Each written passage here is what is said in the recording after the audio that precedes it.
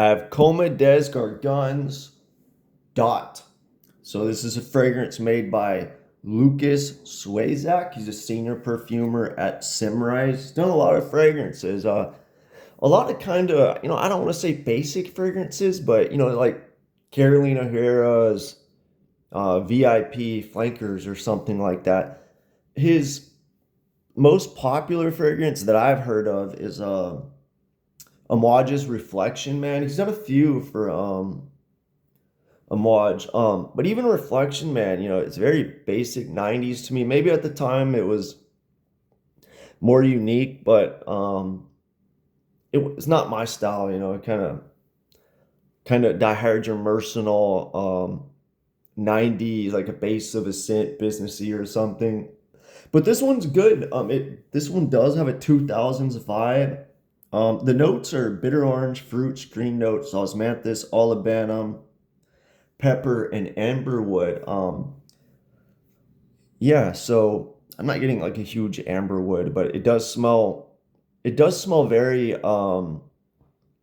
mass appealing, likable, but in a 2000s way. I think if you want just a good fragrance that smells very good, this is it. But maybe if you've been into fragrances for a while, this can seem kind of basic. If you want an osmanthus fragrance, because I feel like when people see osmanthus listed in a fragrance, maybe they feel compelled to try it because, oh, it might be a tea scent or it's osmanthus.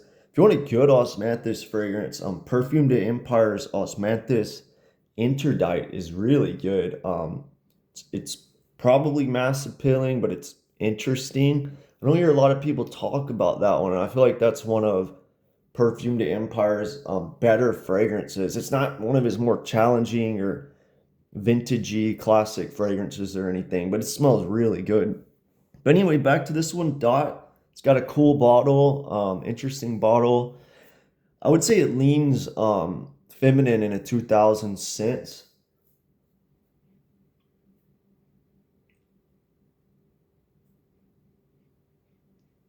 Yeah, it leans feminine, but I mean, it's a fruity,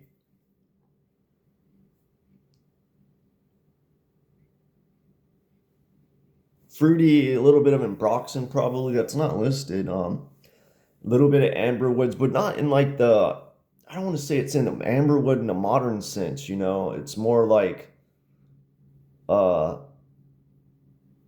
like it's not extremely woody or anything or ambery, but maybe it just has that designer effect, but I wouldn't worry about that note.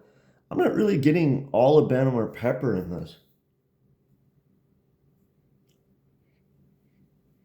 It's mostly a fruity, fresh fragrance. Maybe there's some green aspects in there, not too much, but maybe it's just slightly greener than what a designer would be. Um,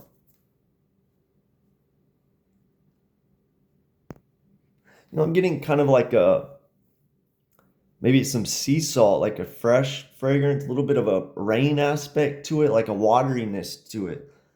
There's not much to say about this fragrance. I think it's just a really good smelling, like 2000s aquatic fruity fragrance. Aquatics and fruity fragrances were popular in the 2000s. If you like um 2000s like fruity aquatics, fresh fragrances, I think you should try this one. Comme des Gargons fragrances are priced very fair. I think it leans feminine, more so than the majority of Comme des Gargons fragrances, but yeah, it's not really a tea scent. I'm not getting a lot of osmanthus, but yeah, it's just a good 2000s aquatic, um, fruity, fresh fragrance. Maybe with a little bit of green added to it to make it kind of more niche in a way.